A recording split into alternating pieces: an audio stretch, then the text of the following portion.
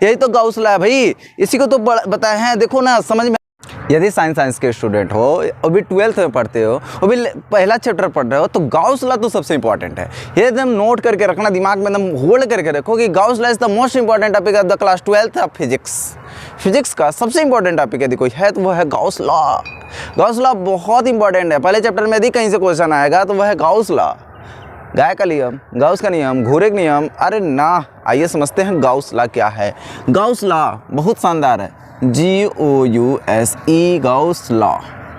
Gauss law यानी कि Gauss का नियम। गाउस एक गाय थे, उन्हीं का नियम है जी, बिल्कुल भी नहीं। गाउस एक वैज्ञानिक हैं जिनका नियम है, जिनको गाउस लॉ के नाम से जाना जाता है। ठीक है, बहुत इंपॉर्टेंट है क्लास 12th के फिजिक्स के। ठीक है ना, तो ये समझते हैं गाउस लॉ किस प्रकार से काम करता है। देखिए गाउस लॉ, गाउस का नियम। गाउस नियम क्या कहता है? गाउस नियम कहता है कि गाउस नियम कहता है टोटल इलेक्ट्रिक फ्लक्स, कुल इलेक्ट्रिक फ्लक्स निकलता है थ्रू अ क्लोज सरफेस। एक यदि क्लोज सरफेस से यदि टोटल जो इलेक्ट्रिक फ्लक्स निकल रहा है वो बराबर होता है 1/एप्सिलॉन नॉट के और क्यू के मल्टीपल के। ठीक है, आइए समझते हैं क्या कहता है। कह रहा है कि किसी क्लोज सरफेस के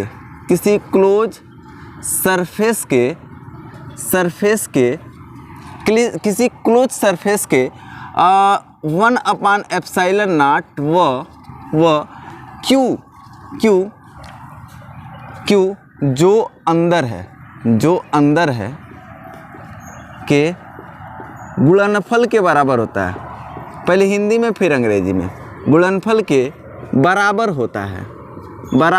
ना समझ में आ रहा है? अभी देखो, अभी मैं एक सवाल जब कराऊंगा इस पे तभी समझ में आएगा ये बात कैसे, क्योंकि ये प्रूव करना बहुत ज़रूरी है। करा किसी क्लोज सरफेस के बाहर यदि हम टोटल इलेक्ट्रिक फ्लक्स निकाल रहे हैं, करा किसी क्लोज सरफेस के 1/एप्सिलॉन नॉट व क्यू जो अंदर उपस्थित होता है गुणनफल के बराबर होता है क्या? Electric flux. इसीलिए जगह छोड़ रखा है। किसकी बात कर रहे हैं हम लोग? इलेक्ट्रिक फ्लक्स की बात कर रहे हैं। ज़रा ध्यान से समझिएगा, जो टोटल इलेक्ट्रिक फ्लक्स यदि क्लोज सरफेस की बात किया जाए, करा किसी क्लोज सरफेस के अंदर रखे क्यू से बाहर निकलने वाला टोटल इलेक्ट्रिक फ्लक्स 1/एप्सिलॉन नॉट के गुणनफल के बराबर होता है। इस चीज़ को समझने की कोशिश करिएगा। मैं इसका इंग्लिश लिखता हूँ कि electric flux, total electric flux, TOTLE, total electric flux is total electric flux is ज़रा इंग्लिश वाला total electric flux through a close surface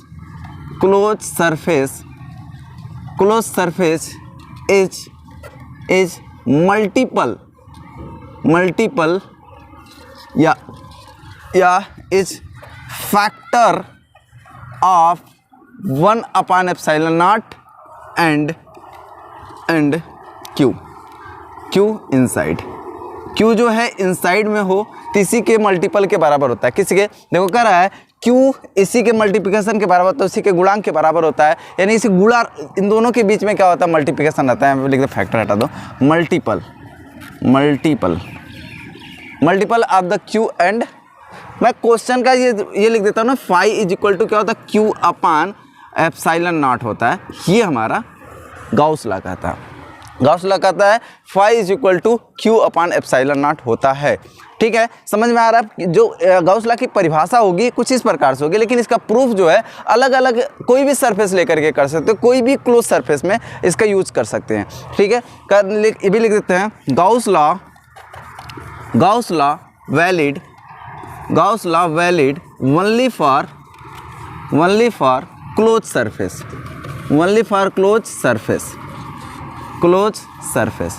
जो गाउस लॉ होता है वह केवल क्लोज सरफेस के लिए वैलिड होता है। ओपन सरफेस में इस गाउस लॉ को हम लगा ही नहीं पाएंगे, लगेगा ही नहीं, कहेगा कि नहीं हम अप्लाई नहीं होंगे इस पे। क्यों? क्योंकि इस पे फ्लॉप कर जाएगा। और कह रहा है क्यू इनसाइड में होना चाहिए एंड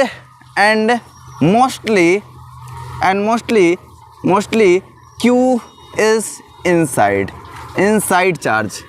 इनसाइड भी नहीं रहेगा तो काम नहीं चलेगा, इनसाइड चार्ज होना बहुत ज़रूरी है। गाउस लॉ वहीं पे लगाएंगे जहाँ क्लोज सरफेस हो और क्यू जो हो इनसाइड हो। अब क्यू किसी प्रकार से वो चलेगा, वो पॉइंट चार्ज हो, एक लीनियर चार्ज हो, या किसी सरफेस का वितरण हो, किसी वर्ग के सरफेस में वितरित हो, ठोस में वितरित हो, कैसो चार्ज हो सब चलेगा, लेकिन जो क्यू है वो अंदर ही होना चाहिए, बाहर की तरफ उसका कोई काम नहीं है, ठीक है ना। गाउस लॉ यही कहता है। कुछ गाउस लॉ के मेन चीज़ समझ लो। गाउस लॉ कहता है कि flux is equal to q upon epsilon not, but it's valid only for the close surface. ये केवल क्लोज सरफेस के लिए ही काम करता है। और कह रहा है mostly Q is inside charge, ये केवल इनसाइड चार्ज के लिए ही काम करता है। लेकिन क्या ऐसा है, क्या इसे क्लोज सरफेस में यूज करते हैं? जी बिल्कुल नहीं। हम कभी कभी क्यू जो हमारा बाहर रहता है, लेकिन उसे किसी क्लोज सरफेस द्वारा बंद कर देते हैं, फिर उसको एप्लीकेशन को लेकर के गाउस लॉ का एप्लीकेशन लगा लेते हैं, फिर उसे सवाल को सॉल्व कर लेते हैं।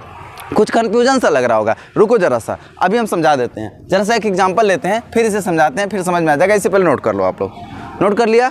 ठीक है, वीडियो को पॉज करो और नोट कर लो, हम आगे चल देते हैं। ठीक है, हम मिटा देते हैं, वीडियो को पॉज कर लिया करो और अच्छे से नोट कर लिया करो। और इस पर एक एप्लीकेशन हम करा देते हैं, उसको ज़रा सा ध्यान रखना। मान लेते हैं कि एक कोई क्यू चार्ज है जो इसके बीचों बीच में रखा है, जो एक हम सरफेस लेते हैं जिसे हम गाउसियन सरफेस के नाम से जानते हैं, जिसे गाउस का क्षेत्रफल कहते हैं, गाउसियन सरफेस के नाम से जानते हैं। ज़रा समझिएगा ये बनाया क्या है। एक हमारा आवेश है, इस आवेश है, इस आवेश की चारों तरफ, इस आवेश के चारों तरफ एक क्षेत्र, फुटबॉल नुमा एक क्षेत्र है। जरा समझिएगा, यहाँ पर एक आवेश है और इसके चारों तरफ एक फुटबॉल नुमा क्षेत्र है, ठीक है, उसी की बात कर रहे हैं। उसी के क्षेत्र पर इसका जो पूरा का पूरा एरिया होगा वो ज़्यादा होगा, वो तो बहुत ज़्यादा होगा। लेकिन हम इसी पे एक छोटा सा एरिया काट लेते हैं, यहाँ की एरिया ले लेते हैं, तो कहेंगे इस एरिया का जो एरिया वेक्टर होगा वह तो इसी डायरेक्शन में होगा। अब इसके केंद्र से निकलने वाली जो ई होगी वो भी इसी डायरेक्शन में होगी, ठीक है। इनके बीच का जो कोण होगा वो 0 डिग्री होगा। जी बिल्कुल होगा। ई और ए के बीच का कोण कितना होगा? 0 डिग्री होगा। अरे ना केवल वहीं पे, हम एरिया वेक्टर यहाँ भी ले सकते हैं, एरिया यहाँ भी ले सकते हैं, एरिया यहाँ भी ले सकते हैं, यहाँ भी ले सकते हैं, यहाँ भी ले सकते हैं, यहाँ भी ले सकते हैं, यहाँ भी ले सकते हैं, यहाँ भी ले सकते हैं, सब जगह से हम ले सकते हैं।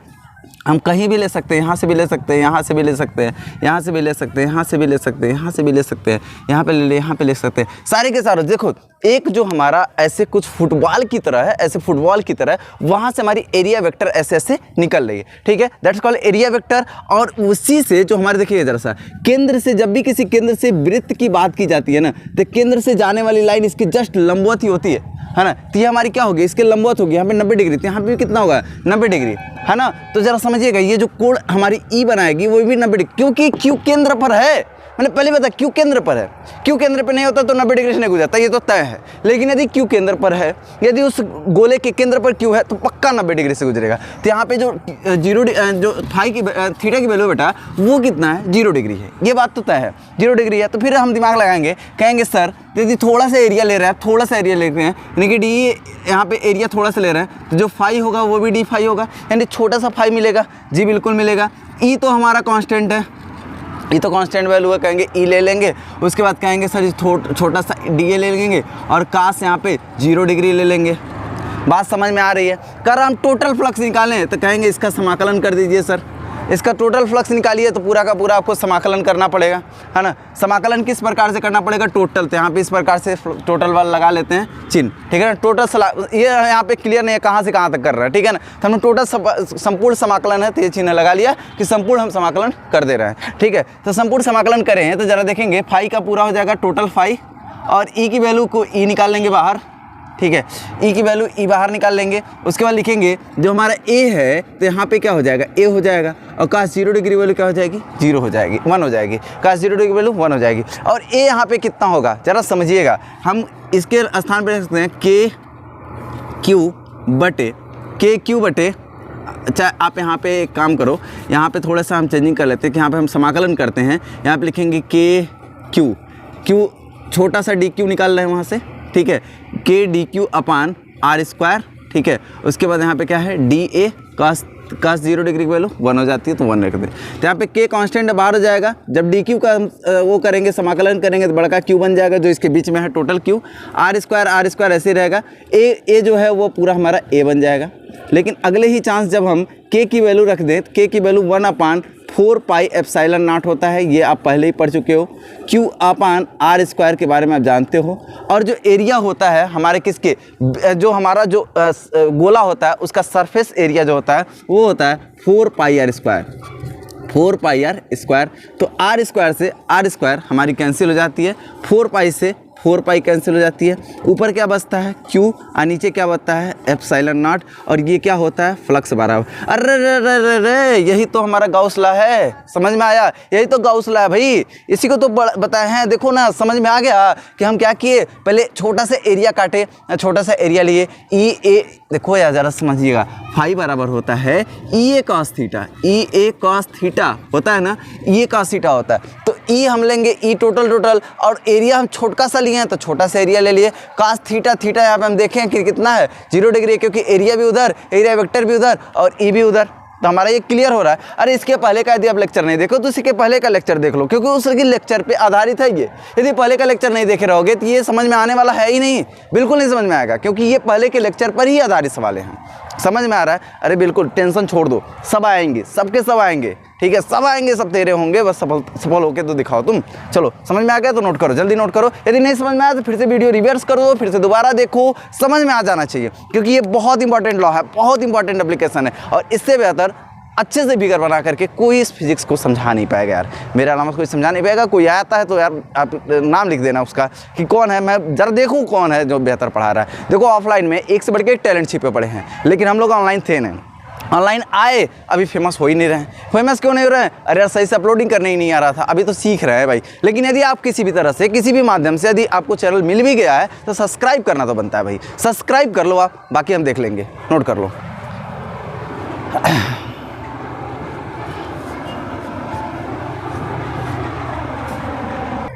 आइए अब हम गाउस नियम का प्रयोग करते हुए एक सवाल लगाने की कोशिश करते हैं। गाउस लॉ का किस प्रकार एप्लीकेशन काम करता है ई की वैल्यू निकालने के लिए, आइए समझते हैं। चलो एक क्वेश्चन देखते हैं। एक क्वेश्चन है, क्वेश्चन नंबर 1। क्वेश्चन नंबर 1 कह रहा है कि एक अनलिमिटेड लंबाई का कोई तार ले लो। ये आपके सवाल के एनसीईआरटी का एक मोस्ट इंपॉर्टेंट क्वेश्चन है, ठीक है, बोर्ड एग्जाम में बहुत बार पूछ लिया है कि एक अनंत लंबाई का एक तार ले लेते हैं, एक अनंत लंबाई का एक तार ले लेते हैं जिसकी लंबाई जो है अनंत है, इसकी लंबाई जो है अनंत है, और इस पर समान रूप से वितरित आवेश प्लस आवेश है। जो एल लंबाई का हमारा अनंत रूप से तार है और इस पर समान रूप से वितरित जो आवेश है वो कितना है हमारा, वो है प्लस, ठीक है। जरा यहाँ पे एक बात लिख देते हैं कि लैम्डा बराबर होता है क्यू अपान लेंथ, ठीक है। जरा समझिएगा क्या है, lambda is equal to per unit length, यानी चार्ज पर यूनिट लेंथ, यानी कि प्रत्येक यूनिट लेंथ पर उपस्थित चार्ज की गणना। तो नहीं समझ में आ रहा है, बात समझो। एक बहुत लंबी तार ले लेते हैं, ठीक है, बहुत लंबी तार पर यदि हम कहेंगे कितना आवेश है तो पूरा आवेश जोड़ के तो बताने नहीं जाएंगे, बोलेंगे 1 मीटर में सर जी 2 कूलाम आवेश बहता है, 1 मीटर में 2 कूलाम, तो हम कहेंगे 2 कूलाम प्रति मीटर। इसमें आवेश कितना बह रहा है 2 कूलाम प्रति मीटर, यानी प्रत्येक 2 मीटर में हम पूरी आवेश की गणना करें तो 2 कूलाम है। समझ में आ रहा है? तो ये कह रहा है charge per unit length is called, charge per unit length हम उसे प्रेजेंट करते हैं, चार्ज पर यूनिट लेंथ को हम किससे प्रेजेंट करते हैं, लैम्डा से प्रेजेंट करते हैं, सिंपल सी बात है। गाउस लॉ हमने पढ़ा है कि फाई इज इक्वल टू क्या होता है, क्यू इनसाइड। क्यू कौन सी भैया, इनसाइड। क्यू इनसाइड क्यों, क्योंकि क्यू अभी देखें अंदर था, क्यू ध्यान रखना है, क्यू इनसाइड अपान जो हमारा है वो है Q inside upon epsilon not. इसके बारे में हम पढ़ चुके हैं। आइए एप्लीकेशन लगाते हैं गाउसियन प्रमेय का प्रयोग करते हुए। तो जब भी कभी भी कोई भी चार्ज की बात करें तुरंत उससे क्लोज सरफेस में क्लोज कर दो। कहेंगे कि सर जी तब इसको क्या करते हैं, एक हम क्लोज सरफेस बना लेते हैं, एक छोटा सा सिलेंडर बना लेंगे, ऐसे गाउसियन सरफेस का सिलेंडर बनाएंगे, ऐसे हम इसे बंद कर लेंगे। ये हमारा गाउसियन सिलेंडर हो गया, ठीक है, ये गाउसियन सरफेस ले लिया, ठीक है। अब जरा देखना, ये मान लेते हैं कि हमारा सरफेस नंबर 1 है और ये हमारा जो सरफेस नंबर 2 है और नीचे वाला जो सरफेस है सरफेस नंबर 3 है। तो हम जरा निकालें तो टोटल हमारा जो फ्लक्स होगा वह कितना होगा, φ1 होगा प्लस φ2 होगा और प्लस φ3 होगा। जरा देखो जरा सा, सबके सब होंगे कि नहीं होंगे, जी बिल्कुल होगा। अब जो हमारा चार्ज है बिल्कुल ऐसे लंबवत ऐसे ऊपर जा रहा है, तो ऐसे जब बिल्कुल लंबवत जा रहा है तो जो इसके चार्ज है इससे इलेक्ट्रिक फील्ड जो है इसकी लंबवत निकलेंगे, ऐसे ऐसे समझो जरा सा। इससे इलेक्ट्रिक फील्ड कैसे निकलेगी, इधर की तरफ निकलेगी, ऐसे कैसे इलेक्ट्रिक फील्ड इधर निकलेगी, इधर भी निकलेगी, इधर भी निकलेगी। इलेक्ट्रिक फील्ड जो है वह चारों तरफ ऐसे निकलेंगे। जरा देखिएगा, इसके आगे पीछे ऐसे भी निकलेंगे, ऐसे भी निकलेंगे, ऐसे भी निकलेंगे, चारों तरफ ऐसे इलेक्ट्रिक फील्ड निकलेंगे, बहुत सारे इलेक्ट्रिक फील्ड ऐसे निकलेंगे। समझ में आ रहा है बात? अच्छा, जो हमारा जो ये वाला सरफेस होगा, 2 नंबर वाली जो सरफेस है, दूसरी नंबर वाली सरफेस है, इसका जो एरिया वेक्टर होगा, चारों तरफ एरिया वेक्टर वैसे वैसे वैसे वैसे एरिया वेक्टर भी होगा, एरिया वेक्टर भी होगा, और हमारा ई का डायरेक्शन भी इधर होगा, तो यहाँ पे थीटा की वैल्यू 0 डिग्री आएगी। अब यहाँ पे इसका एरिया वेक्टर नीचे की तरफ होगा, एरिया वेक्टर हमारा जो नीचे की तरफ होगा एरिया वेक्टर, और जो ई का डायरेक्शन है वो इस डायरेक्शन में होगा। इनके बीच का कोण कितना होगा जरा देखिएगा, कितना होगा 90 डिग्री। तो यहाँ पे थीटा की वैल्यू कितनी आएगी, 90 डिग्री आएगी। ठीक इसी प्रकार एरिया वेक्टर इसका ऊपर है और ई इधर है, तो बीच का कोण कितना आ गया यहाँ पे थीटा की वैल्यू भी 90 डिग्री आ गई। तो ओवरऑल यदि वैल्यू देखा जाए तो जो 1 वाले पे है यहाँ पे भी cos 90 डिग्री आएगी तो वैल्यू 0 आएगा, लेकिन 2 वाले पे हमारी वैल्यू कुछ ना कुछ आएगी, और 3 वाले पे वैल्यू क्या आएगी, 0 आ जाएगी। यानी ओवरऑल जो हमें गणना करना है वो केवल हमें 2 वाले पे करना है, क्योंकि 3 वाले पे भी 90 डिग्री मिल जा रहा है और 3 वाले पे भी 90 डिग्री, 1 वाले पे भी 90 डिग्री, तो ये दोनों तो 0 हो जाएंगे, है ना। यदि इसको नहीं समझ में आ रहा है तो आप इसके पहले वाले लेक्चर देखो, और इसी वीडियो में फिर से पीछे जा करके देखोगे तो आपको हमने बताया कि जब तक ये 90 डिग्री हो जाएगा ना, इसके पीछे वाला वीडियो देखोगे तो एकदम क्लियरली समझ में आएगा। तो पिछला वाला लेक्चर नंबर 9 वाला देख लो, ठीक है। लेक्चर नंबर 10 में 9 में आ जाओ, ठीक है। जरा देखिएगा, अब इसको आप समझें तो हमें टोटल फाई जो निकालना है, फाई बराबर वो फाई 2 है, ठीक है ना। तो जब फाई 2 है उसकी वैल्यू क्या है हमारी, वो है वैल्यू के इंटू ए cos 0 डिग्री। तो cos 0 डिग्री है तो वैल्यू लिखेंगे e इंटू ए। अच्छा, e की वैल्यू क्या होती है, के क्यू अपान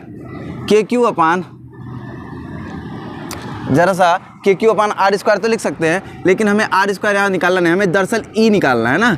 यहाँ पे इस पॉइंट पर ई की वैल्यू गणना करनी, ई कितनी होगी, तो हम इसकी वैल्यु रखें। तो इसकी वैल्यू आप तो जानते हो कि जो हमारा सिलेंडर होता है उसकी एरिया जो वक्र पृष्ठ होता है, ठीक है, सर्कुलर एरिया होता है, वो होता है पाई आर एल, ठीक है। और यहाँ पे फाई की वैल्यू ज़रा देखा जाए, फाई के स्थान पे हम क्या लिख सकते हैं, क्यू इनसाइड अपान हम लिख सकते हैं एप्सिलॉन नॉट।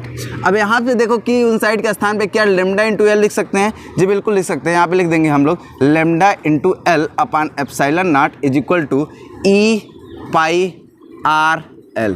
तो एल से एल मर जाता है और यहाँ से जो ई की वैल्यू बनती है बेटा वो बनती है लेमडा अपान एप्सिलॉन नॉट, और जो हमारा पाई है वो भी आ जाता है इधर, और आर जो है ये भी आ जाता है इधर, और ऐसे हमें वैल्यू, ठीक है। तो यहाँ पे हमारा वैल्यू इस प्रकार से जाता है। इसको थोड़ा सा और चेंज करते हैं तो हमें कह सकते हैं कि यहाँ पे ऊपर नीचे दोनों से मल्टीप्लाई करा दें तो ई बराबर क्या हो जाएगा, 4 lambda upon 4 pi epsilon not into r. तो यहाँ पे ऐसे भी लिख सकते हैं कि ई की वैल्यू कितनी आ जाएगी, ऊपर हमारा जो अगर 4 लेमडा रहेगा और 1/4 पाई एप्सिलॉन नॉट के स्थान पर के भी रख सकते हैं, अपान आर लिख सकते हैं। तो ये भी एक हमारा फार्मूला हो सकता है, इसे भी आप नोट कर सकते हैं, ठीक है। तो ये हमारा देखो एप्लीकेशन का प्रयोग किया, गाउस लॉ का प्रयोग करके हमने अनंत लंबाई के ऐसे सरफेस मान लिया और सरफेस मान करके एक सवाल लगा दिया। ऐसे बहुत सारे सवाल लगने वाले हैं, इसमें बहुत सारे मैं सवाल कराने वाला भी हूँ, लेकिन उसके लिए आपको अगले वीडियो में आना पड़ेगा। जो वीडियो का नाम होगा गाउस लॉ का प्रयोग करते हुए हम बहुत सारे सवाल लगाने वाले हैं, तो उसका नाम होगा गाउस लॉ का अनुप्रयोग, ऐसे वीडियो का नाम होगा, टाइटल होगा। और उस वाले वीडियो को आप टच करके देख लो यदि लेट से देख रहे हो तो, क्योंकि अगले ही दिन मैं उसे भी अपलोड कर ही दूंगा, ठीक है। यदि आज के डेट पे देख रहे हो तो कल देख लेना, और यदि आज के डेट में नहीं देख रहे हो, मतलब अपलोडिंग डेट पे नहीं देख रहे हो तो आप कल देख लेना, नहीं तो आ जाओ, अपलोड तो होगा ही, आकर के उसे देख लो, ठीक है। बहुत सारे उस पर सवाल लगवाएंगे, आप फिलहाल इसे नोट कर लो। हमने इसमें किया क्या, पहले ये चेक किया कौन कौन सा हमारा फाई बचेगा, जो फाई बचेगा उसको रखा। फिर यहाँ पे हमने क्या कर रहा है, ई निकालना था तो ई रहने दिया, पाई एरिया के स्थान पर रख दिया, और यहाँ पे वाली बात समझ में आ रही है, लेमडा बराबर क्यू अपान एल होता है पर यूनिट लेंथ वाला, ठीक है। और यहाँ पे फाई बराबर क्यू इनसाइड अपान एल। देखो गाउस का प्रयोग किया ना, गाउस लॉ का प्रयोग किया ना, यहाँ पे डायरेक्टली हमने रख दिया, ठीक है। तो यहाँ पे ऐसे रख दिया। अच्छा, इसको रखा क्यों, क्योंकि ये क्यों रखा, इसलिए रखा क्योंकि ये जो हमारी अनलिमिटेड तार की लंबाई है वो एक सरफेस के यानी क्लोज सरफेस के अंदर हो जा रहा है। अरे भैया उसे क्लोज सरफेस के अंदर कर देना, यदि नहीं है तो उसे क्लोज सरफेस के अंदर कर दो, फिर आपका एप्लीकेशन काम करना शुरू कर देगा उसला, ठीक है ना। समझ में आ रहा है तो चैनल को सब्सक्राइब जरूर करना बनता है। देखो भैया यहाँ पे मैं दावे के साथ करता हूँ कि कोई नहीं है जो अपने टक्कर देगा। क्यों पड़े हो चक्कर में, कोई नहीं है टक्कर में भैया। आज तक हम लोग फेमस नहीं हुए ना, इसका कारण ये है कि हम लोग दबे कुचले पड़े हैं, लेकिन ऐसा नहीं है कि टैलेंट नहीं है यार, एक से बढ़ के एक है। मैं अपने मुंह से अपनी तारीफ करने के लिए जा रहा हूँ। यदि कोई कमी हो रहा है तो भैया बताओ मुझे, मेरे वीडियो के कमेंट में बोलो कि भैया सर जी आपके अंदर ये गलत हो रहा है, ये गड़बड़ हो रहा है, मैं देख लूँगा यार, सुधार कर लूँगा, क्योंकि हम लोग गाँव से रहने वाले लोग हैं। देखो इधर इधर आवाज़ हो रहा है, कंपाइन चल रहा है, उधर से आवाज़ आ रही है, इधर भैंस की आवाज़ आ रही है, कोई दिक्कत नहीं। क्या गाँव में टैलेंट नहीं है, अरे कूट कूट के भरा है। यदि गाँव के हो ना तो चैनल को सब्सक्राइब बनना तो बनता है यार, बनना पड़ता है। और यूपी बिहार वाले बच्चे तो डायरेक्टली करना ही करना है ना। तो मज़ा आ रहा होगा, हम लोग सब चीज़ में आगे हैं भैया, ये बात हमें प्रूव करना है, ठीक है ना। तो आ गए यूट्यूब पे भी दीपक सर भी, ठीक है ना, तो आप नोट कर लो इसे।